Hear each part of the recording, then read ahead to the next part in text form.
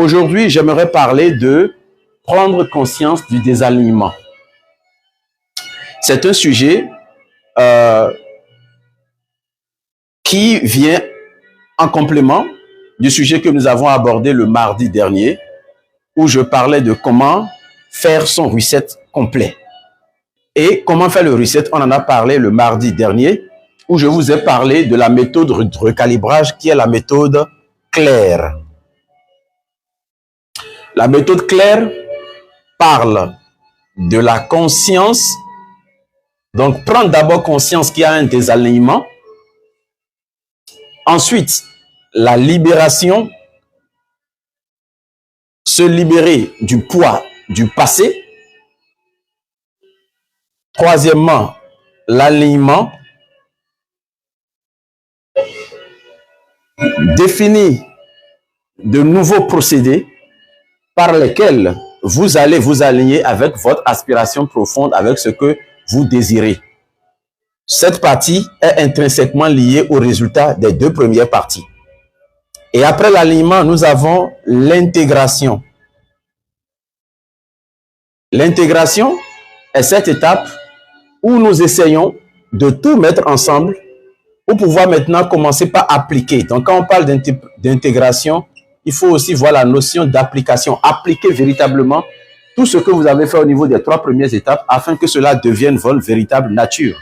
Parce que il faut incarner d'abord ce qu'on veut avant de voir le résultat, ce qui revient à la dernière étape, le rayonnement ou encore rayonner. Rayonner est une étape indispensable parce qu'on ne coupe pas après les choses, il faut les attirer.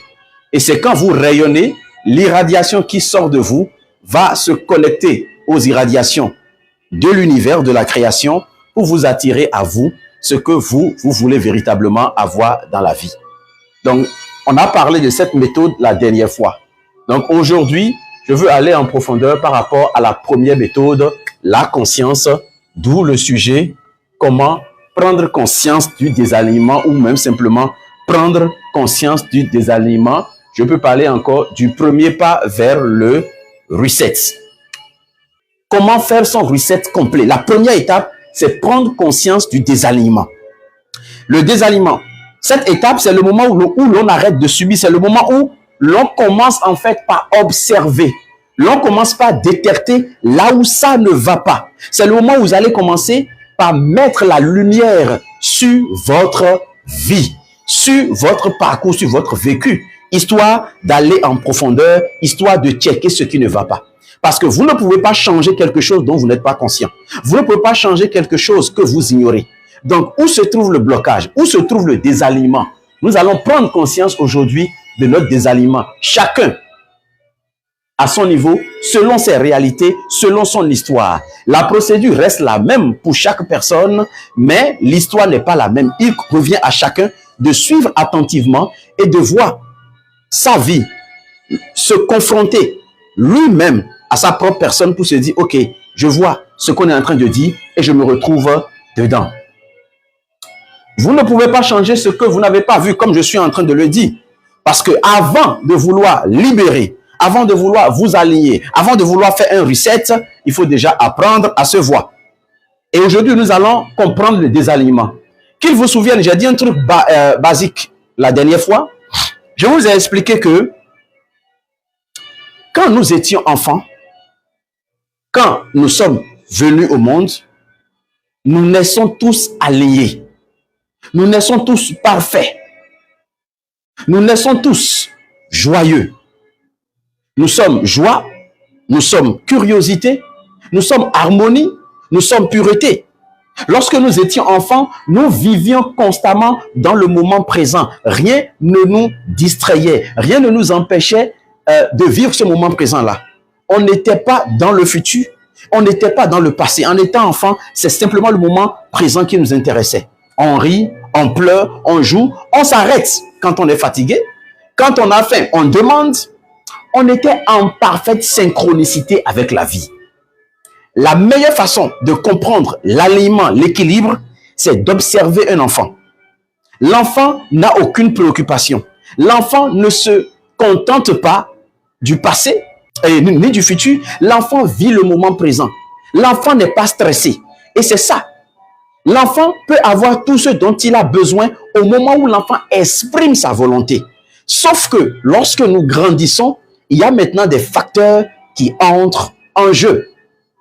Il y a l'éducation qui commence maintenant par s'ajouter à cette couche de conscience innocente, candide que nous avons depuis notre enfance.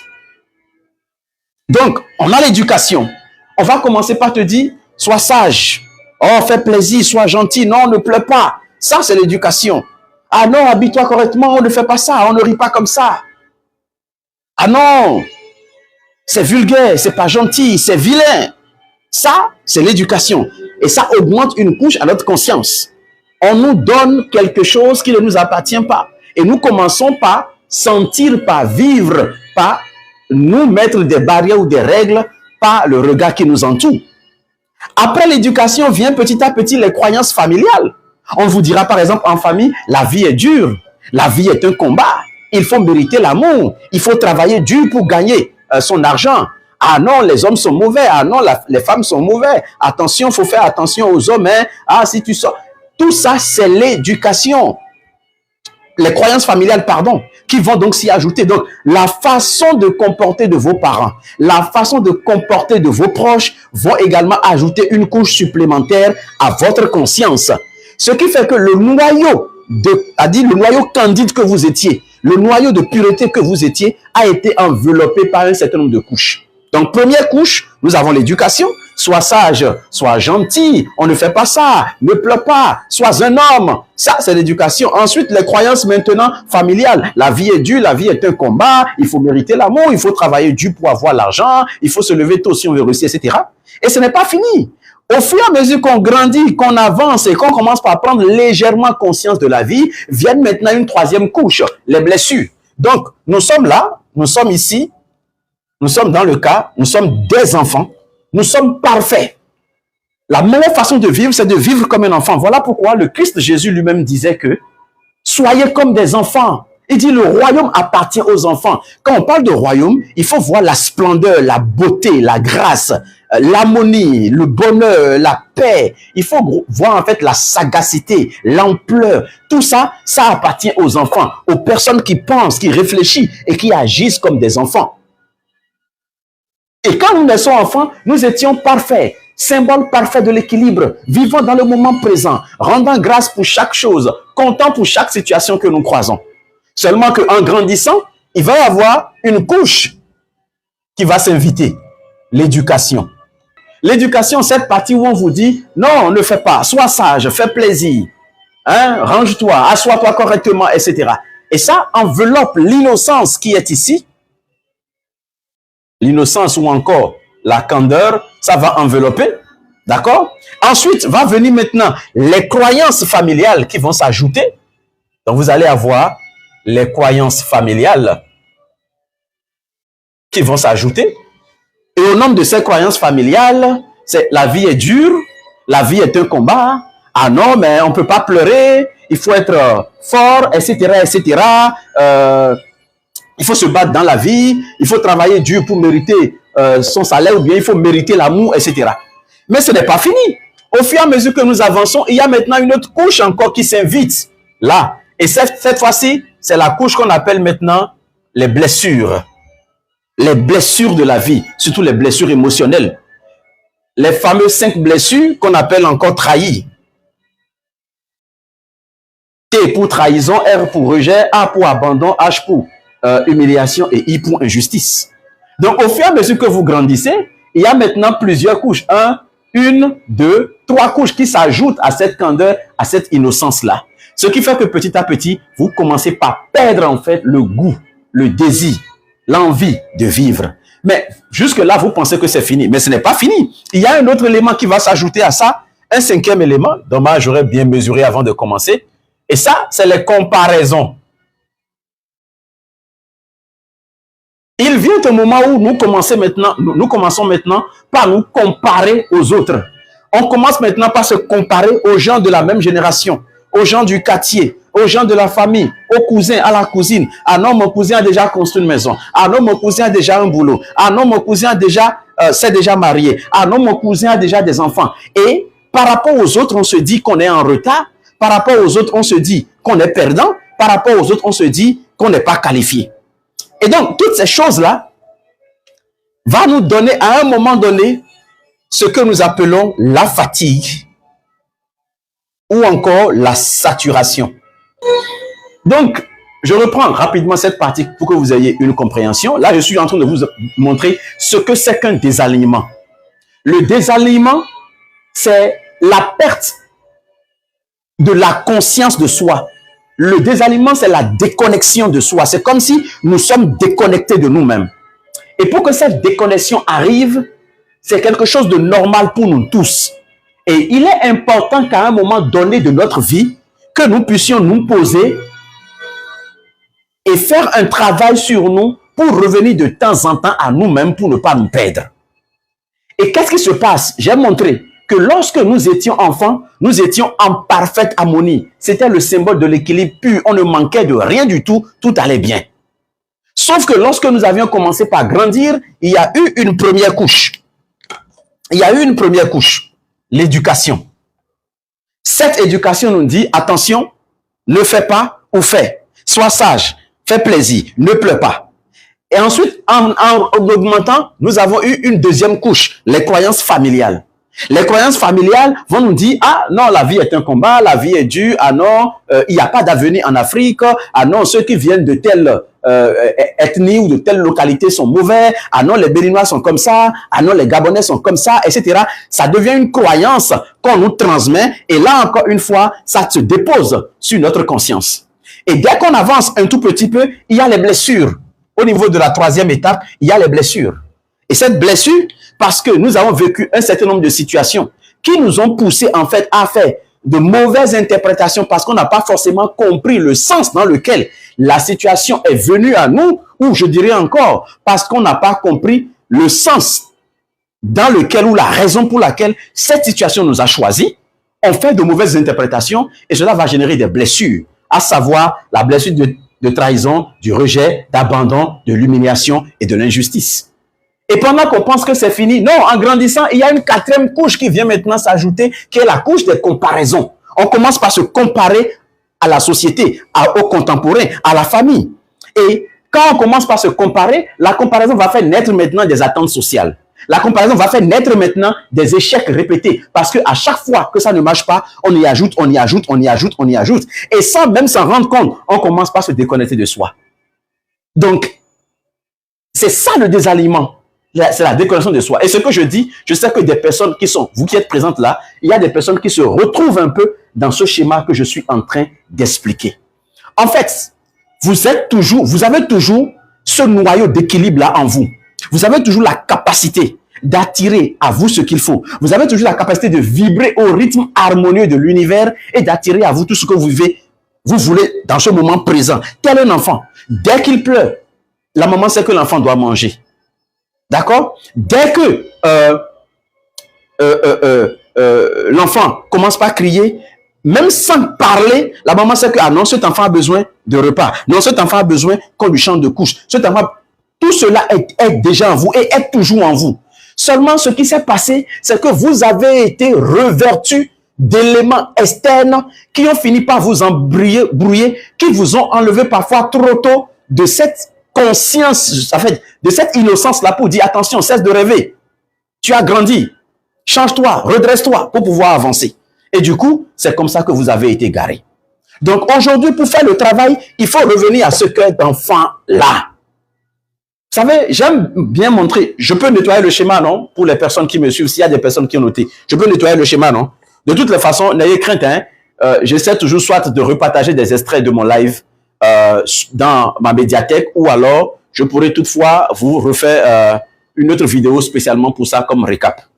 Donc, quand on parle de désalignement, il ne faut pas raisonner en termes d'échec. Il ne faut pas raisonner en termes de j'ai perdu quelque chose, je suis égaré, il n'y a plus d'espoir pour moi. Non, Le désalignement, c'est un signal. C'est pour vous montrer que vous êtes en train de vous égarer, que vous n'êtes pas en train de faire les choses comme cela se doit. Le désalignement, c'est la vie qui vous invite à vous rappeler qui vous êtes vraiment. Donc, quand on est désaligné, c'est qu'on a oublié qui on est vraiment. C'est qu'on ne sait plus d'où on vient. C'est qu'on ne connaît plus véritablement la nature, la quintessence, ce qui nous définit. Merci beaucoup, Sonia. Aussi un peu comme les fréquences d'une radio. Parce que oui, il peut y avoir des interférences.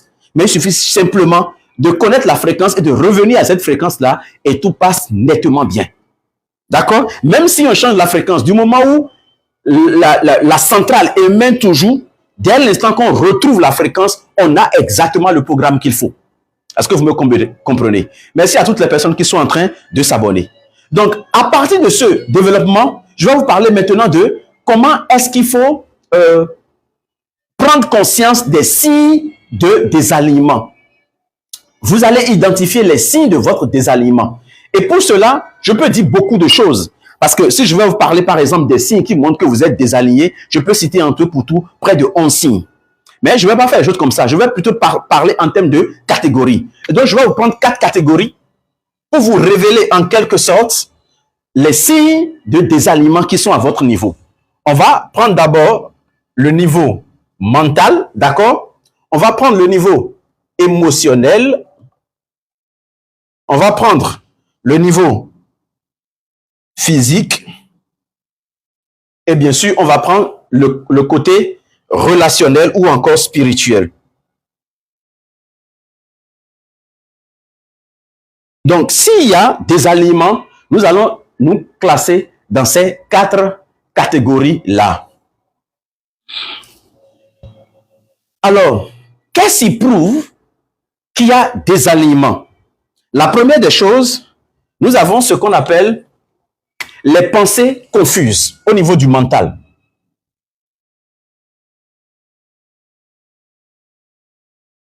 La pensée confuse. Lorsque vous traversez votre vie en ayant des pensées confuses, vous avez du mal à réfléchir. Vous avez du mal à voir clair dans vos idées.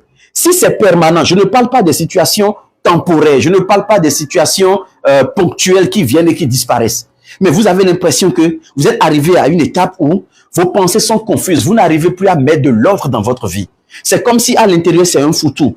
On a l'impression que votre cerveau, actuellement, c'est comme une chambre qui est remplie en fait du désordre et vous ne savez même pas où se trouve, par exemple, la chaise, vous ne savez pas où se trouve, par exemple, la télécommande, vous ne savez même pas où se trouvent vos chaussures. Pour pouvoir trouver quelque chose, il faut fouiller, il faut faire beaucoup d'efforts. Quand vous avez des pensées confuses, et cela, sur une longue durée, je ne parle pas de façon ponctuelle, j'insiste, quand il y a des pensées confuses sur une longue durée, ça veut dire qu'à un moment donné, vous êtes déjà désaligné sur le plan mental. Sur le plan mental, il y a déjà un désalignement. Lorsqu'il y a un dialogue intérieur négatif, ce que j'appelle le DIN, dialogue intérieur négatif.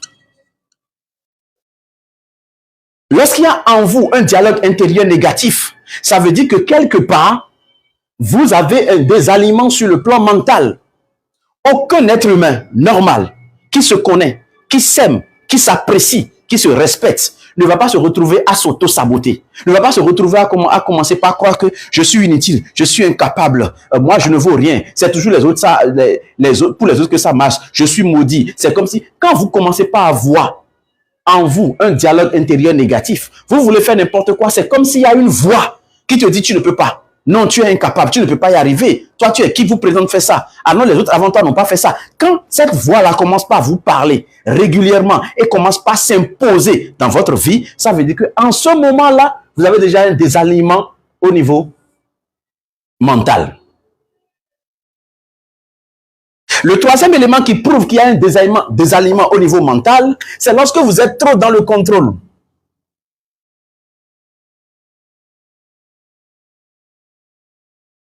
Lorsque vous êtes trop dans le contrôle, vous voulez avoir la maîtrise de toutes choses. Vous voulez maîtriser même l'avenir. Vous voulez vous dire, quand vous avez un projet, si vous ne maîtrisez pas les tenants et les aboutissants, vous ne voulez pas réagir. Vous voulez d'abord attendre la dernière minute, être sûr avant de passer à l'acte. Lorsque vous êtes dans une relation, vous voulez connaître véritablement la pensée de l'autre, l'objectif de l'autre. Vous voulez d'abord le cerner avant de dire oui, avant de vous engager. Lorsque vous avez une situation, vous voulez être sûr que vous avez tout maîtrisé et sans le vouloir, sans le savoir, vous vous retrouvez parfois à manipuler les autres pour pouvoir atteindre votre résultat. Si vous êtes quelqu'un, vous êtes trop dans le contrôle, ça veut dire que quelque part, il y a un désalignement en vous. Parce que lorsqu'on entre dans le contrôle, on est en mode forcing, on est en train de forcer. Or, tout ce qu'on force finit par nous enfoncer. Tout ce qui est forcé finit par nous enfoncer. Gardez bien cette phrase-là. Tout ce qui est forcé finit par nous enfoncer. Lorsque vous forcez une situation, ça veut dire que cette situation n'était pas pour vous dès le départ. C'est pourquoi je suis contre quand on dit « bats-toi, défonce toutes les portes ». Non, tu n'as pas à défoncer toutes les portes. Non, tu n'as pas à défoncer toutes les portes. Bien évidemment, il faut faire la part des choses entre l'étape où il faut semer dans le processus de la manifestation, de la réalisation, et l'étape où il faut dire, il faut forcer les choses. Ce n'est pas les mêmes choses. Une personne qui se retrouve à forcer une situation, ça veut dire que cette situation au départ n'était pas pour la personne. Ça veut dire que cette situation au départ, ou bien cette situation est en train d'échapper à la personne et que la personne veut tout faire pour récupérer cette situation-là, pour récupérer cette situation. Vous allez voir des relations où on se dit, je l'aime mais il ne veut pas. Ok, si je l'enceinte maintenant, elle sera à moi. Ah non, si je lui place maintenant une grossesse, il sera à moi. Ah non, si je tombe enceinte pour lui, il va rester pour moi. Ah non, si j'élimine l'autre, si je mens sur le compte de l'autre, il va rester. Vous allez voir des situations au boulot où vous êtes en train de travailler. On dit que non, l'autre là, le patron l'aime trop. Il faut que je fasse quelque chose. Il faut que je mente sur le compte de l'autre pour avoir sa place, pour avoir la renommée, pour avoir aussi le respect, la promotion. Quand vous faites ça, vous n'êtes pas dans votre couloir normal. Vous êtes en train de forcer. Vous êtes dans le contrôle parce que vous voulez tout maîtriser. Et à partir de ce moment, vous êtes déjà désaligné. Vous ne vibrez pas à votre nature la plus pure, la plus candide et la plus rayonnante. Donc, à ce niveau déjà, il y a déjà un désalignement. Nous allons maintenant parler du côté émotionnel. J'espère qu'il y a des personnes qui commencent déjà par se retrouver un peu dans le type de désalignement qu'ils ont et à quel niveau ils ont ce désalignement-là. Nous allons maintenant parler du côté émotionnel. La première des choses qui montre qu'il y a un désalignement, c'est l'hypersensibilité. C'est l'hypersensibilité. Si vous êtes le genre de personne, excusez-moi, je vais remettre la musique. Ça m'inspire quand je suis en train de travailler.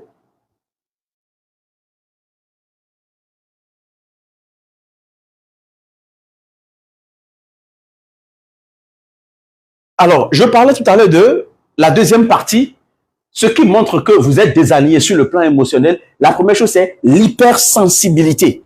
Si vous êtes le genre de personne, vous êtes affecté par tout ce que les gens disent. Dès qu'on vous critique un peu, vous êtes affecté. Dès qu'on dit quelque chose, vous êtes touché. Vous êtes sensible à dire, vous êtes à fleur de peau pratiquement. Dans chaque situation, vous êtes facilement irritable. Voilà, c'est le mot que je voulais utiliser. Vous êtes facilement irritable. Les qu'en dira-t-on? Les que pensera-t-on de moi? Ah non, les gens, ce n'est pas comme ça. Les gens vont voir ci, vont voir ça. Lorsque vous êtes quelqu'un de cette nature, très, très hypersensible, très, très irritable, oui, on peut parler aussi de la suspicion. Ça peut trouver en fait écho avec ce que je suis en train de dire. Si vous êtes quelqu'un, vous êtes hypersensible, vraiment hypersensible. Je ne parle pas de l'hypersensibilité qui peut être un atout et une valeur. Et même si c'est le cas, je peux même parler de ça. Parce que si la personne n'équilibre pas son hypersensibilité comme étant un don pour pouvoir avancer et travailler, cette personne ne va pas réussir. Mais l'hypersensibilité, quand elle est présente chez une personne, ça veut dire que cette personne-là, elle est désalignée déjà, mais sur le plan émotionnel, elle a un travail à faire sur le plan émotionnel pour pouvoir donc quitter cette hypersensibilité ou tout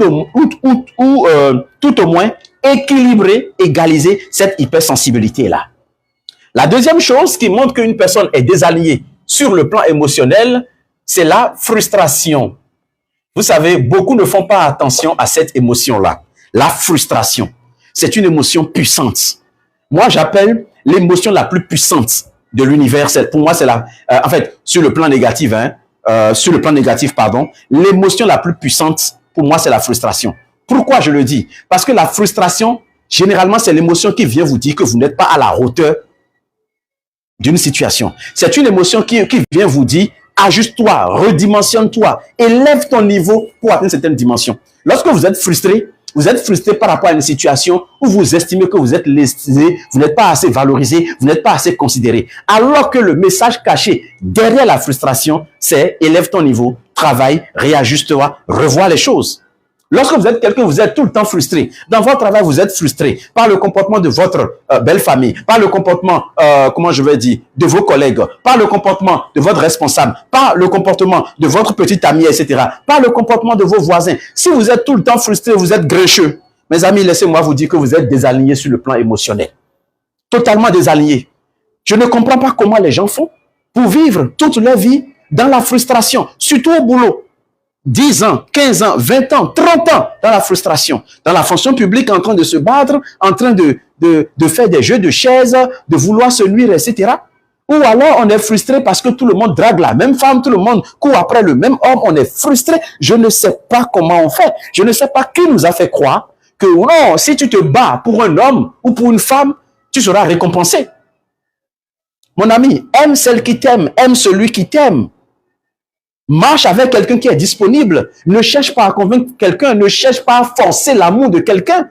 Parce que si tu dois te battre pour gagner quelqu'un, le jour où la bataille finit, tu vas perdre la personne parce qu'il n'y a plus de bataille en fait pour pouvoir avancer. Tu vas te dire, c'est tout. C'est tout. Quel est le suivant? Quelle est l'étape suivante? Parce que tout le temps, tu es resté dans un combat. Et dès que tu as la personne après le combat, c'est que maintenant, il y a un combat qui démarre entre toi et la personne que tu viens d'avoir. N'entrez pas dans les combats. Quand vous êtes frustré, ça veut dire que tu n'es pas à ta place. Tu n'es pas à ton niveau. Cherche ce qui est à ton niveau. Mon ami, les gens ont l'argent, tu es frustré. Ça veut dire qu'en fait, tu n'as pas l'argent. Travaille pour avoir l'argent. Les gens achètent véhicules à leur femme. Et toi, tu te dis que non, on fait ci, on fait ça. C'est parce que tu n'as pas l'argent, mon ami. Va travailler. Si tu as toi-même, tu peux faire ça. Ce n'est rien du tout. Tu es frustré parce que les autres réussissent, parce que les autres avancent. Ça veut dire que tu n'as pas encore atteint leur niveau. Va à ton rythme. Sans oublier que tu n'as même aucune idée de comment ils ont fait pour l'avoir, de comment est-ce qu'ils font pour avancer. Non, va à ton propre rythme. Dans l'instant où tu commences, en fait, par te retrouver dans une poursuite de quelqu'un qui est frustré, si la frustration devient ton émotion permanente, si sur les 7 jours de la semaine, toi tu es frustré déjà 4 jours dans cette semaine-là, mon ami, c'est que tu es désaligné sur le plan émotionnel. Un troisième signe qui prouve que tu es désaligné sur le plan émotionnel, c'est ce que j'appelle les émotions bloquées. D'accord? Donc, je vais mettre émotions bloquées. Lorsque tu as les émotions bloquées, vous savez, quand on a les émotions bloquées, à un moment donné, on peut paraître totalement insensible. Insensible, c'est comme si vous êtes là, mais rien ne vous affecte. Même si vous souffrez, vous êtes là, mais vous bloquez tout, vous n'exprimez pas. Donc, vous êtes à un travail, dans un environnement où les choses ne vous agréent pas, mais en fait, vous dites, bon, je vais faire avec, je ne vais plus parler, je vais simplement observer, je vais supporter. Ça veut dire qu'il y a un désalignement sur le plan émotionnel. Parce qu'un être humain normal, équilibré, épanoui, ne peut pas vivre dans un environnement toxique et dire, je vais supporter. Si tu arrives à cette dimension, c'est que sur le plan émotionnel, il y a déjà des aliments parce que tu ne vibres pas à ta valeur la plus pure, à ta valeur la plus neutre, qui te permettra d'attirer à toi avec facilité le bonheur, la grâce, les faveurs, etc. Donc, la raison pour laquelle tu souffres, ce n'est pas parce que quelqu'un est contre toi. La raison pour laquelle tu souffres, ce n'est pas parce que quelqu'un t'en veut, ce n'est pas parce que quelqu'un veut t'envoûter. C'est parce qu'au fond, toi, tu n'es pas aligné ni sur le plan mental, ni sur le plan émotionnel. À présent, regardons maintenant les signaux de désalignement sur le plan physique. L'un des signaux que tout le monde, en fait, peut dire, c'est la fatigue. C'est la fatigue. Je vais ajouter la fatigue chronique. La fatigue chronique. Je l'ai déjà dit et je le redis ici. Si vous êtes quelqu'un, vous êtes tout le temps fatigué, mes amis, croyez-moi, vous êtes désaligné sur le plan physique. D'accord? On va prendre rapidement 2 minutes. On ne tapote pas et je commence par bugger à l'écran. Nous sommes 144 personnes en ligne. 2 minutes, tapotez rapidement pour que nous puissions avancer le temps que je rafraîchisse également ma gorge. 2 minutes. On tapote tout le monde. 2 minutes, c'est largement suffisant pour sécuriser le live. Maintenant, je peux continuer avec le développement. les signes qui montrent que vous êtes désaligné. Sur le plan physique, nous avons la fatigue chronique. Si vous êtes quelqu'un, après 8 heures de sommeil, vous dormez, vous vous relevez, mais malgré ça, vous êtes fatigué, ça veut dire que quelque part, vous êtes désaligné sur le plan physique.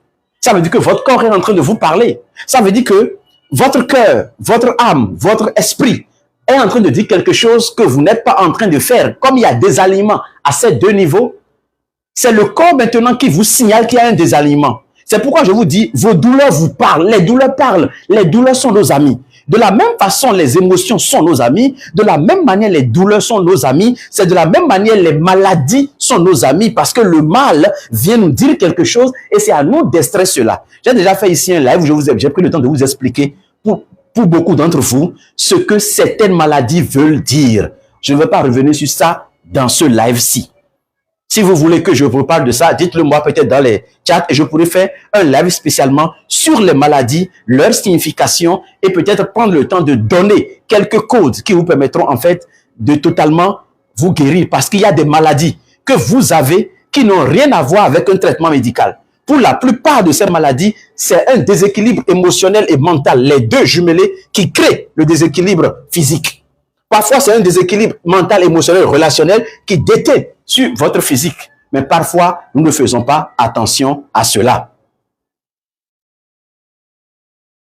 Excusez-moi rapidement. Voilà, c'est bon.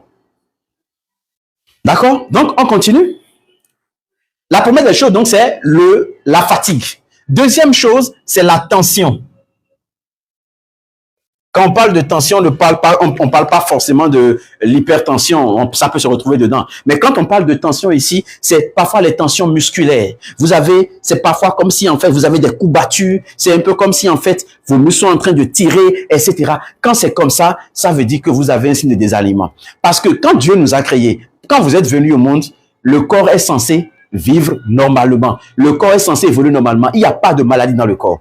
Chaque maladie, chaque douleur est une manière de vous dire il y a quelque part un désalignement. Parce que chaque douleur vous parle. Un exemple simple, je l'ai déjà dit.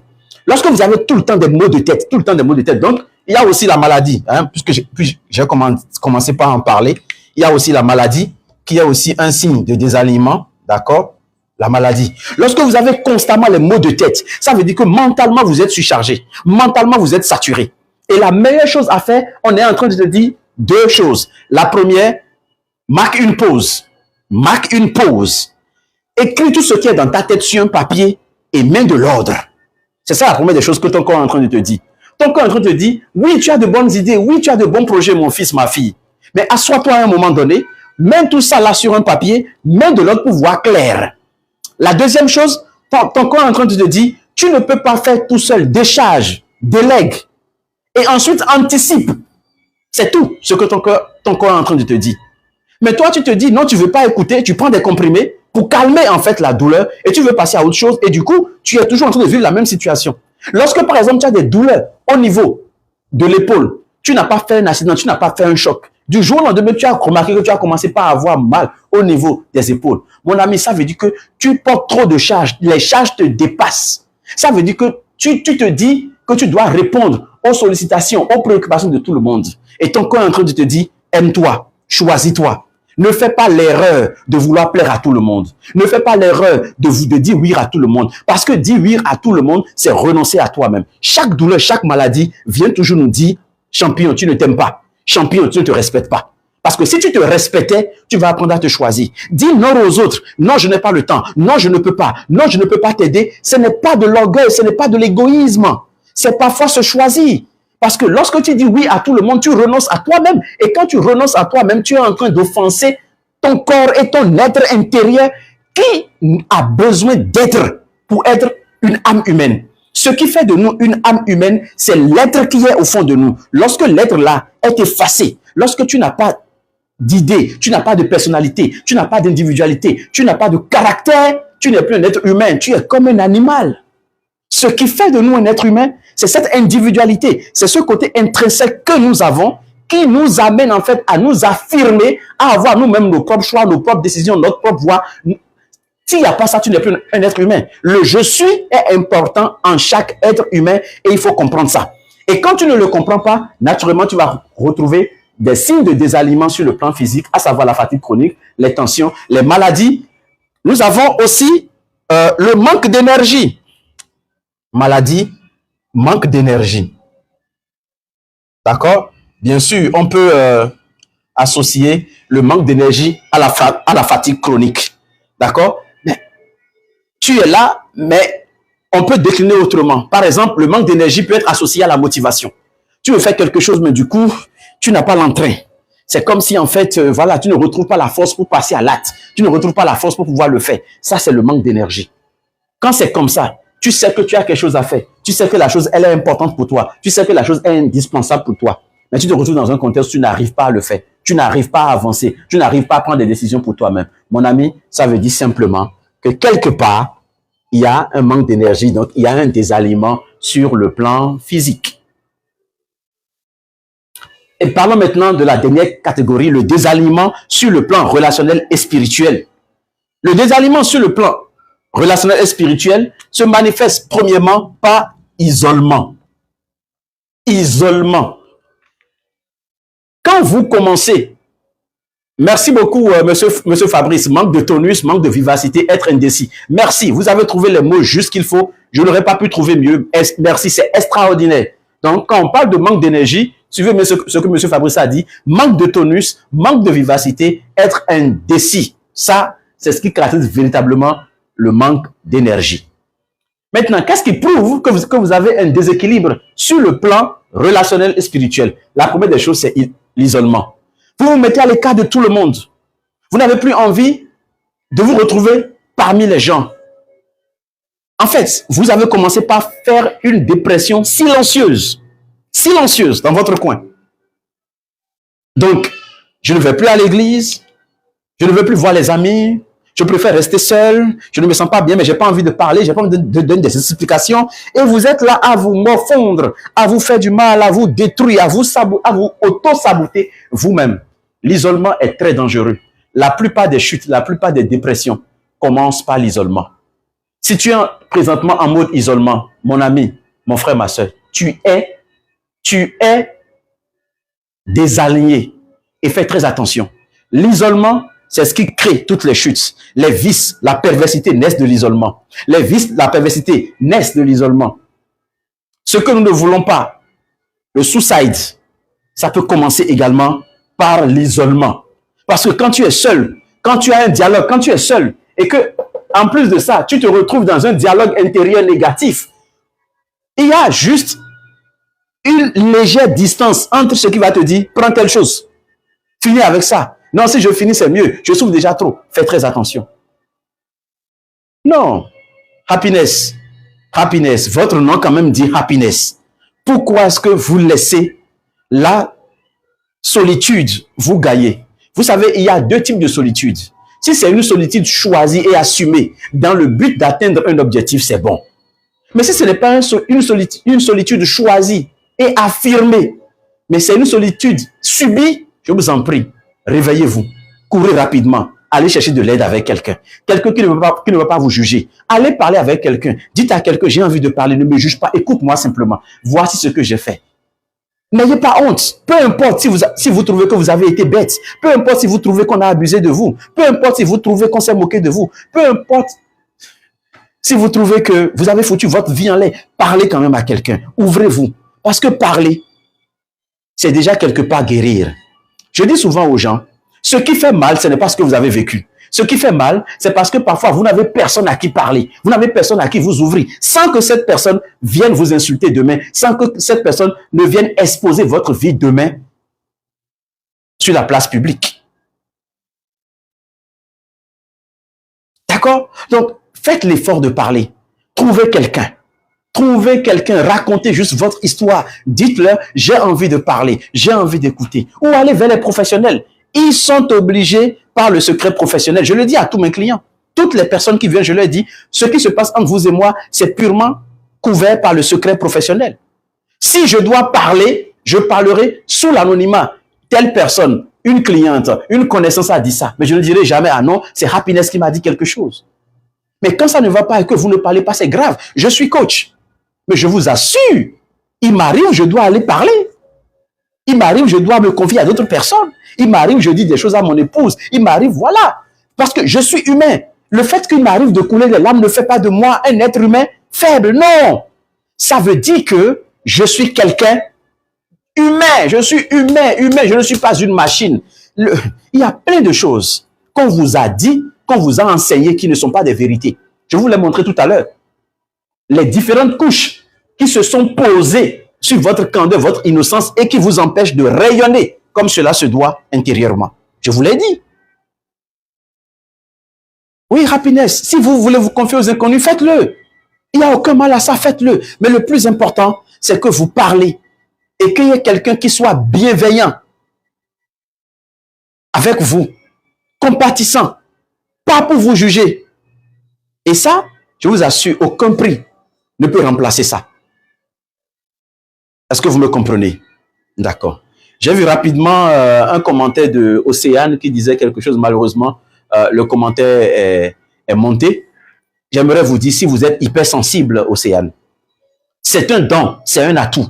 Mais si vous réussissez à canaliser cette hypersensibilité, et en comprenant que c'est juste un don, c'est juste des informations que vous recevez, afin de pouvoir aider les autres convenablement, voire comprendre les autres et intercéder pour les autres. Et non, votre hypersensibilité va devenir votre faiblesse. Si vous pouvez canaliser ça, je peux vous assurer que c'est fini, vous êtes parti. Vous allez gagner gros dans la vie.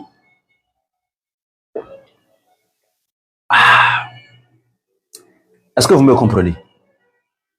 Donc, le premier élément qui montre sur le plan relationnel et spirituel que vous êtes désaligné, c'est l'isolement. L'isolement. Océane, gardez cette question pour la fin. Je vais vous en parler. Isolement. Isolement. Ne vous isolez pas. Une personne qui commence par être isolée, c'est une personne qui est totalement désalignée. Ce n'est pas fini. La perte de sens. La perte de sens ou même de direction. Vous ne savez pas où vous allez. Vous ne savez pas ce que vous avez à faire. Vous ne savez pas où est-ce que vous devez aller. Donc, on se pose la question, tout ce que je fais, ça sert à quoi? À quoi sert ma vie finalement? À quoi sert ma vie finalement? Est-ce que je vais vraiment réussir? Est-ce que je vais pouvoir y arriver?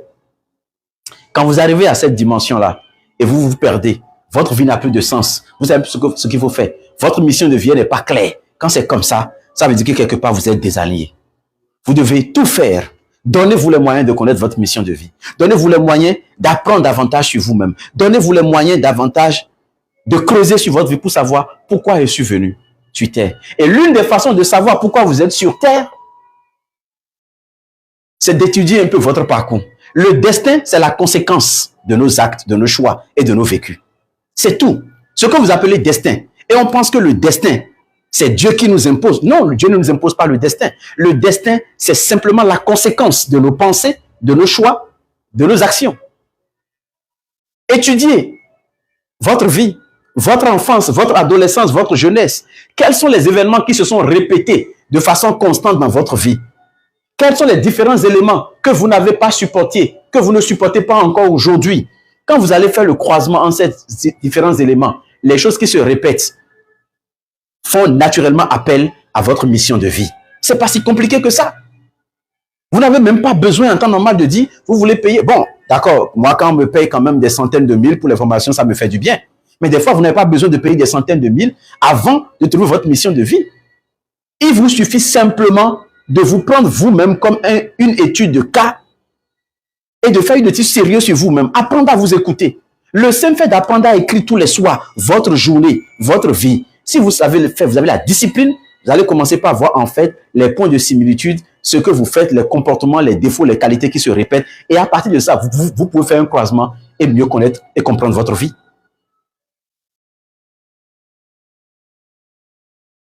D'accord? Fabi, oui, c'est vrai, c'est difficile de trouver des personnes à qui il faut parler. Mais il faut le vouloir, il faut avoir le désir. Et vous allez tomber sur les bonnes personnes. Vous êtes tombé maintenant sur mon live, ce n'est pas par hasard. Si vous avez envie de me parler, parlez-moi. Faites des notes vocales, videz-vous, partagez votre histoire. Simplement. Si vous avez envie de prendre une consultation, prenez une consultation, posez votre problème, discutons. Généralement, quand j'écoute, les gens me disent, il n'y a personne. Mais je dis, il y a les professionnels. C'est parce que pour la plupart d'entre vous, vous avez du mal à dire, je vais payer de l'argent pour qu'on m'écoute, pour qu'on me donne des conseils.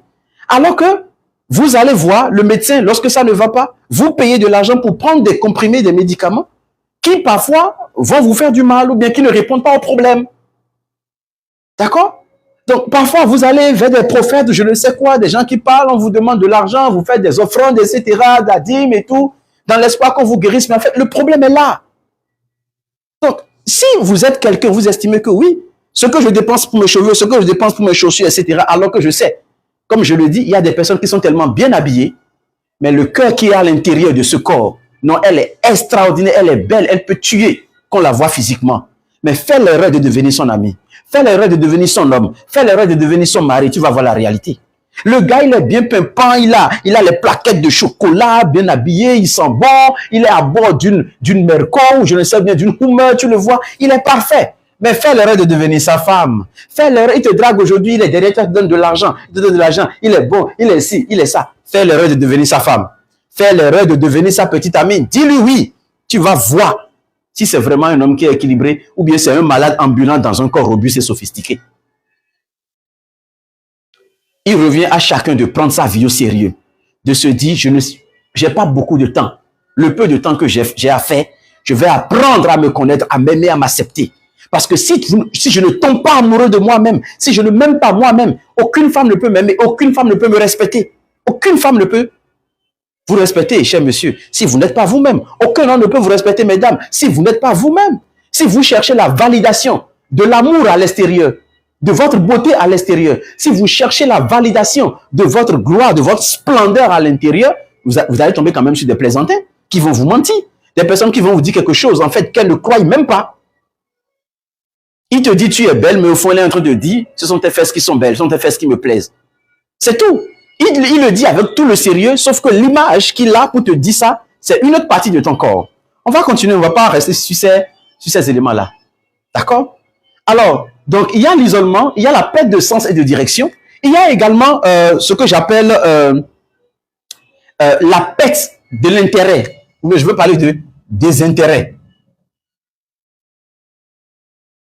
Pour ce qu'on aimait.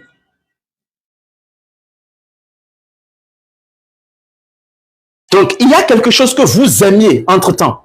Avant, vous aimez faire ça, vous aimez sortir, voyager, lire des livres, des trucs comme ça. Et puis, du jour au lendemain, vous avez perdu tout intérêt à le faire. Vous ne vous sentez plus vraiment connecté pour le faire. C'est comme si vous n'avez pas la force d'avancer davantage. Ça veut dire que quelque part, il y a un désalignement. Il y a quelque chose qui a été perdu en cours de route. Quelque chose s'est passé pour que vous arriviez à ce stade-là. Alors, j'aimerais vous dire un truc, après avoir parlé de tout ceci. Vous qui êtes là, je voudrais que vous preniez rapidement 30 secondes, 30 secondes, 30 secondes, fermez les yeux et demandez-vous vous-même la question. Ce qui vous vient à l'esprit, écrivez, posez-vous la question. Qu'est-ce qui me fatigue profondément en ce moment? Et donc, mets la réponse. Qu'est-ce qui me fatigue profondément en ce moment? Réfléchis à ça. Il se peut que tu vas commencer par observer ton signe de désalignement là, maintenant. Maintenant. Qu'est-ce qui me fatigue en ce moment? Pose-toi la question et toi-même réponds à ça. Ferme les yeux. Pose-toi la question. Qu'est-ce qui me fatigue en ce moment? J'ai 3 questions, mais ça ce n'est que la première question. Qu'est-ce qui me fatigue en ce moment? Deuxième question. Dans quel domaine je sens que je ne suis plus moi-même? Toujours les yeux fermés. Dans quel domaine je sens que je ne suis plus moi-même? Dans quel domaine je sens que je ne suis plus moi-même? Réfléchis à ça. Troisième question qui peut t'aider à trouver là où se trouve ton désalignement. Où ai-je l'impression de forcer? Où ai-je l'impression de forcer? Ces 3 questions. Là où tu es, tout de suite, les yeux fermés, si tu ne commences pas à te les poser, avec un peu de chance, tu vas commencer par avoir des réponses et tu sauras que, ah, je suis bloqué à tel endroit. Je te répète les 3 questions au cas où tu ne t'en souviens pas. Première question, en ayant les yeux fermés, qu'est-ce qui me fatigue profondément en ce moment? Deuxième question, dans quel domaine je sens que je ne suis plus moi-même? Troisième question, où ai-je l'impression de forcer? Pose-toi la question.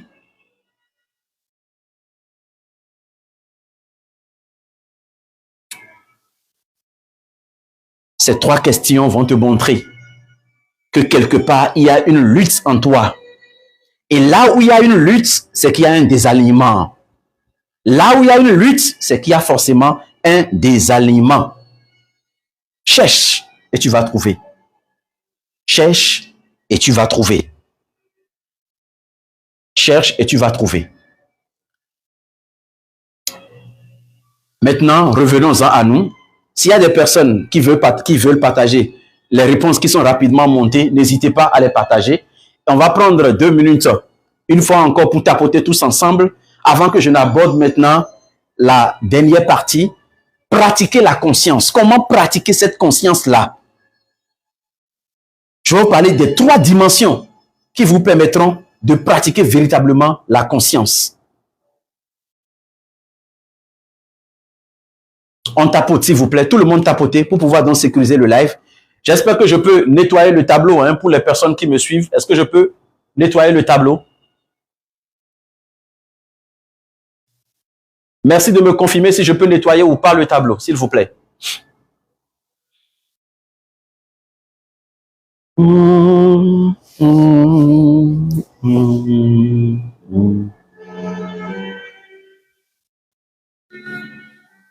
Ok, super.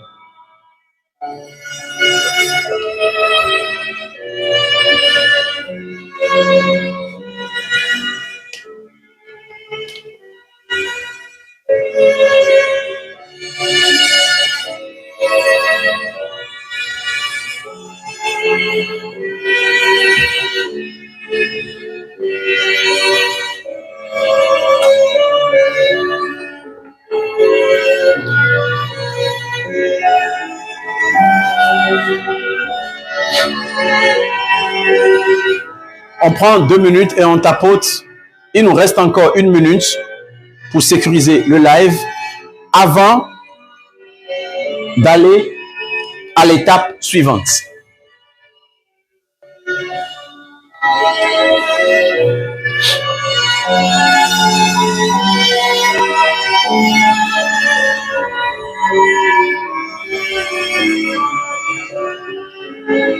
Nous sommes près de 140 personnes, mais je vois seulement 4 ou 5 personnes qui tapotent. S'il vous plaît, tapotez. Sur mon territoire. Merci pour votre abonnement. Encore 30 secondes, on tapote tous ensemble, collégialement.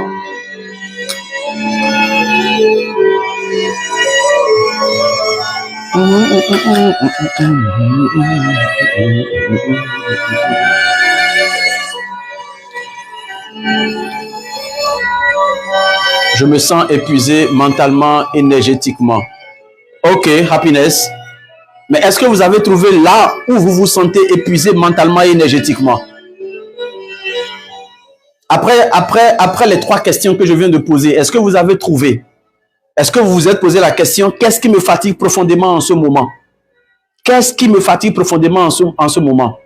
Dans quel domaine je sens que je ne suis plus moi-même? Ou est-ce que j'ai l'impression que je suis en train de forcer? Si vous répondez correctement à ces 3 questions-là, je peux vous garantir que vous allez trouver là où ça bug. Si malgré ces 3 questions, vous n'avez pas la réponse, j'ai peut-être une 4e question que je vais vous offrir en bonus. C'est de vous poser la question, à quel moment cela est arrivé? Quand est-ce que ça a commencé, ce changement-là? À quel moment ça a commencé? Très bien. Vous pensez que le problème vient de votre travail. C'est déjà bon. On a déjà avancé. Au moins, vous savez maintenant là où se trouve le problème. D'accord? Très bien. Merci donc à toutes les personnes qui ont tapoté. On va continuer. On va parler maintenant de la 4e partie. Pour le moment, gardez simplement vos résultats. D'accord? Dans mon environnement, travail et maison. Ok, gardez les résultats. Et on va commencer par avancer. Vous allez comprendre. Alors, on va parler maintenant de pratiquer la conscience. Lorsque vous avez pris conscience de ce que, oui, vous avez un problème à un endroit déterminé, il faut maintenant bien faire les choses comme cela se doit. C'est quoi d'abord la conscience? Vous savez, quand on dit prendre conscience du désalignement, ce n'est pas simplement savoir ou connaître le désalignement. C'est beaucoup plus profond que ça. C'est voir avec amour. L'une des choses est de voir simplement. Donc, vous avez vu que vous avez un problème dans votre travail, dans votre maison, dans votre relation, dans votre environnement. Ok. Maintenant, il faut voir avec l'amour et non simplement dire « je vois ». Et c'est ça, la force et la puissance de la méthode recalibrage. Le recalibrage est basé sur un ensemble de piliers qu'il me plaît de rappeler ici. le recalibrage est basé sur 4 piliers que j'appelle encore la méthode aléa. Aléa. Pour dire que quels que soient les aléas de la vie, tout concourt à notre bonheur, tout concourt à notre bénéfice. Tout est pour notre bien. L'univers ne travaille pas contre nous. La vie ne travaille pas contre nous. La vie travaille pour nous. Si vous pouvez accepter cette vérité-là, 80% de votre vie est déjà en ordre. Le reste, c'est juste faire un peu d'effort et chercher chaque fois vous poser la question, en quoi est-ce que cette situation est à mon avantage? Les amis, ce que je dis, ça l'est simple. C'est des mots simples que vous entendez, que vous côtoyez. C'est des paroles qui sortent de ma bouche qui paraissent banales. Mais je vous assure que c'est le trésor le plus cher au monde que je suis en train de vous donner. La meilleure façon d'être heureux, heureuse, équilibrée, épanouie, c'est de partir du principe que la vie ne travaille pas contre vous. La vie travaille pour vous. La vie vous aime. Elle ne fera jamais quelque chose qui n'est pas dans votre intérêt. C'est quand vous refusez de voir ce que la vie est en train de faire avec amour que tout commence par dégringoler autour de vous. Voilà pourquoi prendre conscience, c'est voir avec l'amour ce qui est en train de se passer. C'est accueillir sans résistance ce que tu découvres de toi. Le déséquilibre, le désalignement que tu as observé, tu dois le faire avec amour. Tu dois le faire avec amour. Écoutez-moi, je dis que la méthode de recalibrage est basée sur 4 piliers que j'appelle le pilier aléa. Les piliers aléa. Donc, il y a l'amour, les lois, pardon, l'équilibre et l'abondance. Tout ce qui vous arrive dans la vie vous arrive pour ces 4 raisons-là. Je suis en train de vous donner un bonus que je n'avais pas prévu donner dans ce live-là. Je préfère le donner en privé. Mais je vais vous le donner pour que vous ayez un peu un changement. Je sens qu'il faut en parler. C'est pour quelqu'un que je suis en train de faire ça. Tout ce qui vous arrive sur cette terre vous arrive à cause de ces 4 raisons. Numéro 1, vous souffrez ou vous avez des challenges, vous avez des difficultés parce que la vie veut vous faire expérimenter l'amour. Apprendre à expérimenter l'amour inconditionnel. Ça veut dire qu'à un moment donné, la vie estime que vous n'êtes pas en train de vibrer à l'état pur de l'amour, que vous ne savez pas aimer, que vous ne savez pas donner. Généralement, vous attendez, vous donnez et vous attendez quelque chose en retour. Vous avez vu votre réponse happiness. Vous avez votre réponse. C'est tout comme si, en fait, lorsque tu fais quelque chose, tu ne te sens pas aimé par tes collègues. Est-ce que toi, tu as oublié de te sentir aimé par tes collègues? Est-ce que tu as besoin d'attendre quelque chose de tes collègues? Donne ce que tu as. Donne ce que tu as. Investis-toi. Et le reste, laisse faire.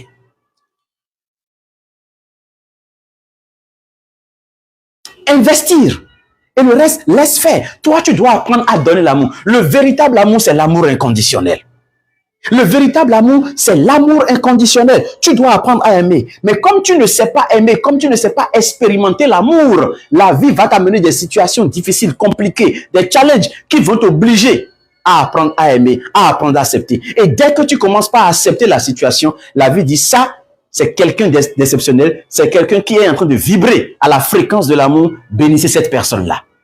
La deuxième raison pour laquelle les choses nous arrivent, c'est à cause des lois. L'univers est fondé et est basé sur des lois. Chaque fois que tu violes des principes, chaque fois que tu violes des lois, la vie va te montrer que tu as violé des lois. Et il faut que tu te corriges parce que tu dois apprendre des choses dans la vie. Mon ami, le fait que tu donnes, quand vous dites par exemple que oui, avec vos collègues, vous faites du bien et vous ne recevez pas. Peut-être que vous ne faites pas le bien. Vous faites peut-être le bien que vous êtes en train de faire est peut-être un vrai mal pour vos collègues. Parfois, on pense que le fait de donner de l'argent, le fait de partager de l'argent, ça fait de nous quelqu'un qui est en train de faire l'œuvre de Dieu. L'univers ne tolère pas le gaspillage. L'univers ne tolère pas le don. L'univers reconnaît le travail et la dignité de l'être humain. Tout ce que tu vas faire et qui ôte à l'autre sa dignité, ce n'est plus pour son bien que tu l'as fait. Tu es en train de le faire pour le rabaisser. Donc, donner de l'argent n'est pas un geste d'amour. Donner de l'argent, c'est parfois violer les principes universels. Donc, il ne suffit pas de dire, OK, on va aider les gens, donc il faut donner, il faut partager. Non, il faut savoir donner. Il faut savoir quand est-ce qu'il faut donner. Parfois, la personne, il faut lui dire, non, va travailler. Parce que c'est en lui disant, va travailler, qu'on est en train de lui montrer qu'on l'aime, qu'on tient à lui. C'est pourquoi quand vous avez besoin d'aide et les gens vous refusent leur aide, ne vous attaquez pas directement à ces gens-là.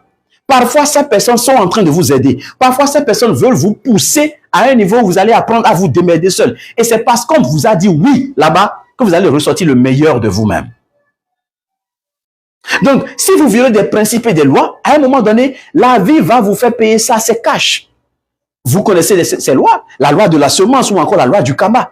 Toi, tu fais du mal à quelqu'un d'autre, toi, tu espères que tu serais heureuse. Quand tu étais jeune fille, c'est toi qui es sortie avec le mari de la voisine. Aujourd'hui, toi, tu es grande, tu es responsable, tu as un travail, et tu ne veux pas qu'on sorte avec ton mari, mais on va sortir avec ton mari, ma chère. Parce que toi-même, tu l'as fait. De l'autre côté, tu as violé des lois, tu as violé des principes.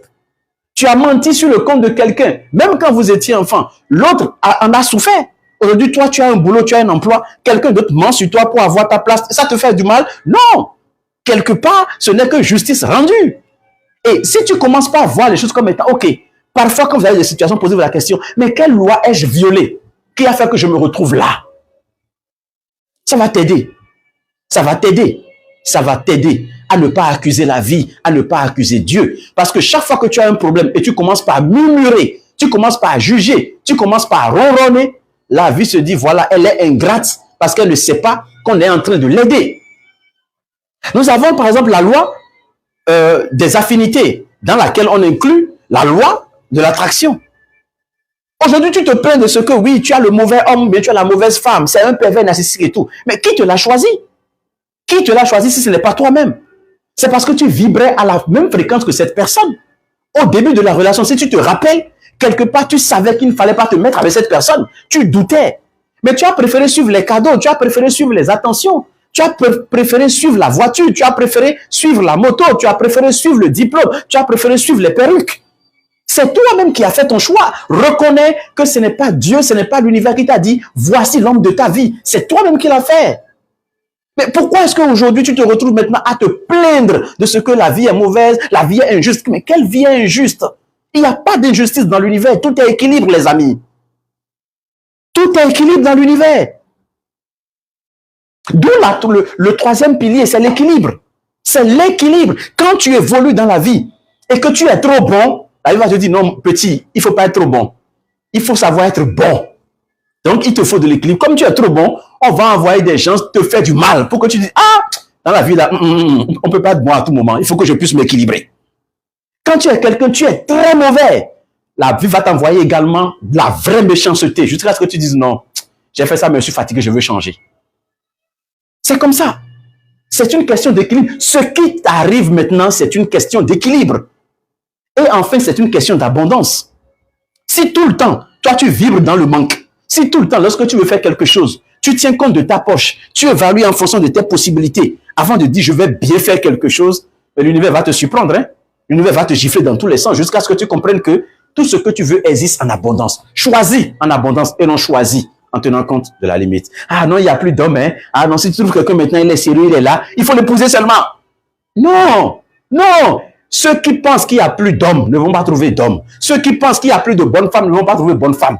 Mais si toi, tu es convaincu qu'il y a encore de bons hommes, de bonnes femmes, et que toi-même, tu es une bonne personne, tu es une bonne femme, tu es un bon homme, je peux te garantir que tu vas trouver la personne qui fera ton bonheur.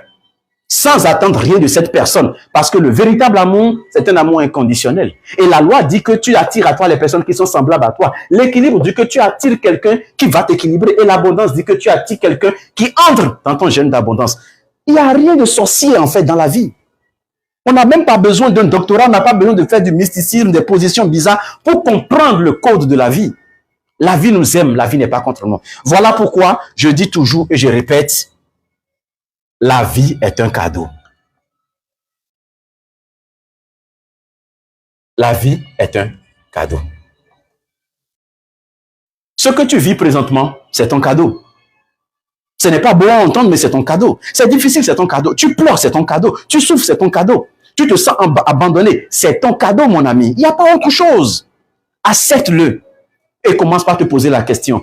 En quoi est-ce qu'il y a de l'amour dans ce que je vis? Ou en quoi est-ce que je dois semer de l'amour? En quoi est-ce que j'ai violé des lois? Ou bien, quelle loi je dois mettre en branle pour sortir de cette situation? En quoi est-ce que j'ai besoin d'équilibre? Ou en quoi est-ce que cette situation est en train de m'équilibrer? En quoi est-ce que cette situation répond à l'abondance? Ou bien, comment puis-je vibrer dans l'abondance pour sortir de cette situation? C'est aussi simple que ça, mon ami. Ce que je te dis là, c'est aussi simple, c'est aussi basique. J'aurai le temps peut-être de revenir sur ça, disons la semaine prochaine, quand je vais pouvoir parler de la deuxième étape, qui est la libération. D'accord? Pour le moment, on parle de la conscience. Donc, c'est une clé que je donne aux personnes qui estiment que, ah non, oui, je n'arrive pas à me retrouver, c'est trop compliqué, c'est difficile. Il n'y a rien de difficile. Voyez les choses avec amour. Voyez les choses avec amour. J'ai l'argent, je dis merci. Je n'en ai pas, je dis merci. Je veux faire des projets. Je ne fais pas des projets en tenant compte de l'argent que j'ai. Je fais des projets en tenant compte de la valeur que ce projet peut apporter à l'univers. Je dis à l'univers, j'ai envie de faire telle chose. C'est grand, c'est marrant, mais je le fais parce que je veux le faire en ton nom. Et je dis, bénis-moi. Et j'ai mes plans. Mais je ne peux pas me limiter pour dire, je vais faire avec. Non. Autrefois, j'étais comme ça. Mais aujourd'hui, j'ai pris conscience et les choses ont changé autrement. Donc, la conscience dont je parle ici, c'est voir avec amour. Est-ce que tu peux apprendre à voir cette situation dans laquelle tu es avec amour? Si tu peux le faire, tu vas avancer. Alors, rapidement, je vais te parler des 3 dimensions de la conscience. Donc, la première dimension, c'est observer sans juger. Ce que tu as remarqué là où tu sais que ça bloque là, observe d'abord sans juger. Observe simplement. Arrête de blâmer. De te blâmer d'abord toi-même pour ce que tu ressens. Arrête de blâmer les autres pour ce que tu ressens. Non, l'émotion est simplement un messager. Donc, observe d'abord sans juger. Ensuite, pose-toi la question, ok, quel est le message qui est caché derrière cette émotion que tu es en train de ressentir en ce moment? D'accord? Si tu veux, dis-moi l'émotion qui te traverse en ce moment-là. Je te dirai le message qui est caché derrière. Deuxième chose, il faut que tu nommes ce qui est présent. Il faut que tu arrives à mettre les mots sur ce que tu es en train de vivre, sur la souffrance, l'étape par laquelle tu es en train de traverser. Aie le courage de mettre les mots. Parce que tant que tu ne vas pas avoir la clarté, les mots qu'il faut pour te définir et définir la condition dans laquelle tu es, tu ne vas pas avoir des résultats qu'il faut pour pouvoir avancer, pour pouvoir avoir des résultats concrets. Troisième chose, choisis d'écouter ton corps et ton cœur. Je l'ai dit et je le répète, le corps ne ment jamais, le cœur ne ment jamais. Si quelque chose pèse, c'est qu'il y a des aliments quelque part. Apprends à écouter ton cœur. Je vous l'ai dit, nous avions fait ici un live, un enseignement où je vous ai expliqué comment écouter son cœur. Je vous ai dit que quand on parle d'écouter son cœur, c'est lié à votre intuition qui se retrouve derrière ici. C'est la plus petite partie du cerveau. D'accord? Non, du système nerveux. Nous avons le cerveau et nous avons le cervelet. Je vous ai montré, je vais vous donner des exercices qu'on fait pour activer son cervelet. Pour que vous soyez beaucoup plus guidé par votre intuition. Écouter son cœur, c'est suivre son intuition. Apprends à suivre ton intuition. Vous pouvez retrouver ce live là sur ma chaîne YouTube. Allez sur ma chaîne YouTube, tapez comment reconnaître, activer et suivre son intuition, un truc comme ça, je crois. Vous allez retrouver ce live là-bas. Écoutez votre corps, écoutez votre cœur. Quand il y a une douleur quelque part, posez-vous la question, cette douleur vient m'apporter quoi? Vous devez tellement être conscient de vous que même quand il y a une petite douleur dans votre corps, vous allez savoir. Il y a des personnes qui ne sont même pas conscientes des douleurs de leur corps. C'est quand quelqu'un leur serre la main, quand quelqu'un leur attrape, ah, j'ai mal là, mais ça vient d'où on ne sait pas. Ça veut dire que tu es déjà engourdi, tu ne vis pas. Une personne qui vit, même la plus petite douleur, il le sent. Il dit, mais pourquoi cette douleur est venue subitement? Je n'avais rien, je n'avais compris. Pourquoi je sens ça? Vous comprenez? Et vous dites à la douleur, quel message veux-tu m'apporter? Qu'est-ce que tu veux me dire? Parle-moi, je t'écoute. Ou bien si vous êtes en train de faire quelque chose, en colère, ça vient, vous dites, ok, d'accord, j'ai compris, je lâche prise, j'abandonne, je laisse, je vous respirer. La douleur va partir au bout de 30 secondes. J'ai tellement d'exemples par rapport à ça que je peux vous donner. J'en ai enseigné à des personnes normales. J'ai dit ça ici sur un live. Il y avait une dame qui avait un problème à la cheville. Elle avait mal, elle était déjà partie prendre des médicaments, des comprimés et tout. Je lui ai dit, bon, voilà ce que vous devez faire. Tenez votre pied et dites simplement, ok, je sais que cette douleur n'est pas du hasard. Tu es venu pour me donner une information. Je sais. Et la cheville, normalement, c'est l'évolution. Ça veut dire qu'on s'inquiète du demain, de l'avenir, de où est-ce qu'on va. J'ai dit, dis simplement à ton pied, je suis conscient que tu veux m'envoyer un message. Je suis patient, je vais attendre. Je vis le moment présent et j'abandonne maintenant toute pensée, tout contrôle sur le futur. Elle a parlé, elle m'a dit, coach, mais c'est tout. Je me sens mieux. Il y a également une dame au Togo. On était en pleine séance quand elle m'a dit qu'elle ne sait pas, elle a une douleur, elle s'est retrouvée à l'hôpital, on a fait radio, on n'a rien trouvé. J'ai dit, ah bon? J'ai dit, ok, mettez la main sur votre pied et parlez à votre pied. Dites-lui, voilà, le message que tu veux. Je lui ai demandé à quel moment cette douleur a commencé. Elle a vécu des successions d'événements douloureux et tout, des vols, des cambriolages. J'ai dit, bon, quelque part, elle a commencé par s'inquiéter pour l'avenir. J'ai dit, bon, touchez votre pied, on va parler au pied. Elle a parlé à son pied. Elle dit, levez-vous. Elle dit, mais je marche, hein. Ah, il y a des mouvements que je fais que je n'arrivais pas à faire. C'est simple. Ce n'est pas une question de... Je n'ai pas besoin de d'huile d'onction, je n'ai pas besoin de quelque chose avant. C'est des réalités qui sont là. Ah, merci beaucoup. Heureusement que quelqu'un vient une fois encore de dire, je l'ai fait pour une forte migraine et ça a disparu dans les minutes suivantes. C'est aussi simple. Votre corps, c'est votre outil. Votre corps, c'est votre allié. Votre corps est là pour vous accompagner dans la réussite de votre parcours. Mais vous l'ignorez, vous le négligez. A dit, les êtres humains, nous sommes tellement ingrats envers ce que l'univers nous a donné, ce que l'univers nous fait, que nous passons notre temps en fait à ne pas voir les grâces qui nous entourent. Tout ce que Dieu a fait, c'est pour notre bien. Tout ce qu'il nous a donné, c'est pour nous aider. La terre, c'est notre aide. L'eau, c'est une aide. L'air, c'est une aide. Le feu, c'est une aide. Mais on ne sait pas, on néglige, on banalise ces choses-là. Nous buvons tous de l'eau, mais on boit de l'eau de façon ordinaire. On n'est même pas conscient que cette eau, c'est un élément qui joue un rôle fondamental en nous. On n'est même pas conscient. Il y a des personnes, vous avez envie d'apprendre des leçons. Vous avez envie de faire des formations. Vous avez envie d'apprendre des langues. Mais est-ce que vous savez qu'une simple eau peut vous donner la capacité de multiplier par 3, par 4, par 5 votre capacité de connaissance? Simplement. Mais comme vous l'ignorez comme étant une substance ordinaire, vous buvez, vous jetez n'importe comment. Vous ne pouvez pas tirer le bien qui vient de là. C'est votre incapacité à voir les grâces de l'univers qui fait que vous vous perdez, qui fait que vous vous retrouvez à narguer par des personnes, pas passer de personne en personne. Je vous assure, oui, c'est mon gagne-pain. Je reçois des gens, ils payent, je les aide. Mais ça ne m'empêche pas de dire la vérité aux gens. Ça ne m'empêche pas de dire à la personne, apprends à t'écouter, apprends à suivre ton propre chemin, apprends à aller selon tes méthodes. Ça ne me dérange pas. Est-ce que si je fais ça, les gens ne viendront plus me payer? Oh, je vous assure, il y a toujours quelqu'un qui viendra. Et ce que je sais, même si je le dis, il y a toujours des personnes qui ont des difficultés à l'appliquer. Donc quand on vient et je donne les outils pour les personnes qui sont intelligentes, c'est des outils que je donne pour la vie. Il y a un truc. Il y a un truc. Vous savez, en Afrique, vous savez, il y a ce qu'on appelle les histoires de femmes de nuit, de maris de nuit. Vous savez ça, non? Et à chaque fois, on te demande de faire des sacrifices. On te demande de faire ci, on te demande de faire ça. Et tout le monde dit que, ah non, si on le fait, même si on te fait ça aujourd'hui, reviens dans 1 an, ou même dans 6 mois, va faire une nouvelle consultation, on te dira encore que tu as le même problème. Vous savez ça? D'accord? Excusez-moi, je vais remettre ma musique. Elle est d'une grande inspiration pour moi. Et ça me rejeunait. Vous savez, vous connaissez tout ça, hein, cette histoire-là. Et on dit que bon, ça va là. Voilà. Moi, à un moment donné, on m'a dit ce truc-là, que oui, que moi j'ai ça, et blablabla, tout le reste. J'ai dit, ok, d'accord, c'est bon. Avant, je n'avais pas encore la connaissance qu'il faut par rapport au fonctionnement de l'univers, etc. Donc voilà, à un moment donné, non, il faut faire ci, il faut faire ça. Un jour, je me suis levé, moi j'ai tout jeté. Non, je ne reçois pas d'hébergement. Désolé. À moins que vous et moi, je ne sais pas qui m'envoie de l'hébergement, mais la prochaine fois, écrivez-moi en commentaire. On va s'entendre sur la façon de fonctionner et peut-être dans un autre live, on peut le faire. Parce que je suis vraiment strict par rapport à ce que je fais. Ce que je fais est important, c'est émotionnel, c'est spirituel et ça dépend des énergies avec lesquelles je coopère. Merci beaucoup. Donc, je continue. Donc, on va dire, voilà. Bon, moi, j'ai dit, bon, allez vous faire foutre, j'ai tout jeté. Et au fur et à mesure que j'avance, au fur et à mesure que je prends conscience de tout ce que l'univers nous donne, la grâce, etc., j'ai trouvé une façon simple de faire cette histoire et je ne l'ai plus jamais entendue quelque part. Je me suis dit, même si c'est ça, tant mieux. Il y a des gens qui viennent me voir en coaching. Ah, j'ai ça, j'ai ça. Je leur dis, ok, d'accord. Faites telle chose. Et vous-même, vous allez observer le résultat. Et tout le monde vient me dire, ah, coach, ça a marché. Coach, ça a marché. Coach, ça a marché. Je n'en parle pas encore.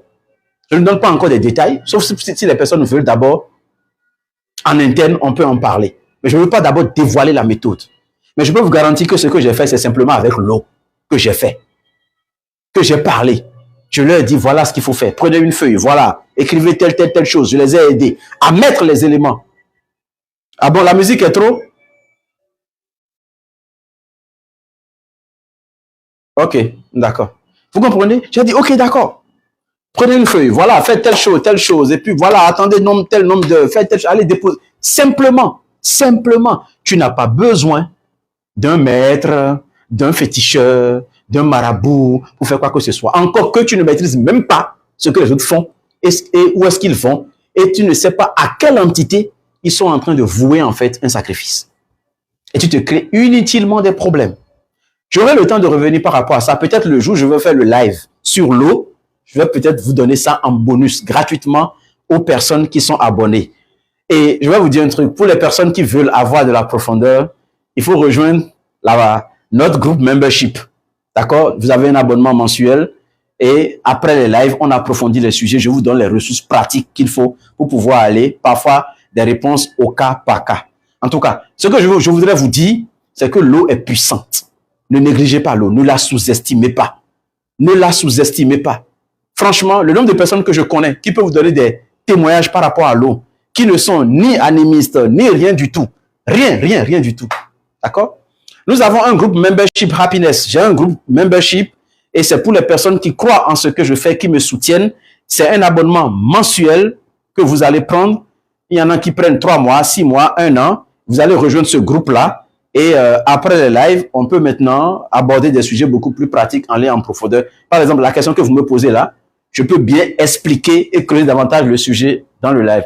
Comment intégrer? C'est pas compliqué, Balmès. Il faut juste payer votre adhésion. Je ne veux pas dire le prix en ligne, d'accord?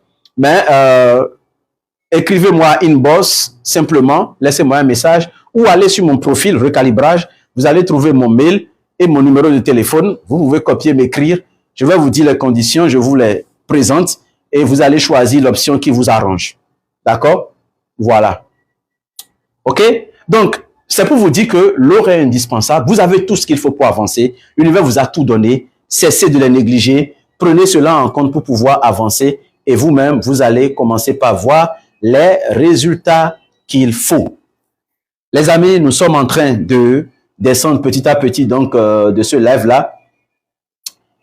Je voudrais que vous compreniez que prendre conscience des aliments, c'est reconnaître ce que vous ressentez sans vous en vouloir. C'est répéter sans vous juger. C'est essayer de vous réharmoniser. Pas pour plaire, mais pour vous retrouver. Pour retourner donc à l'étape de base, à l'étape initiale. D'accord?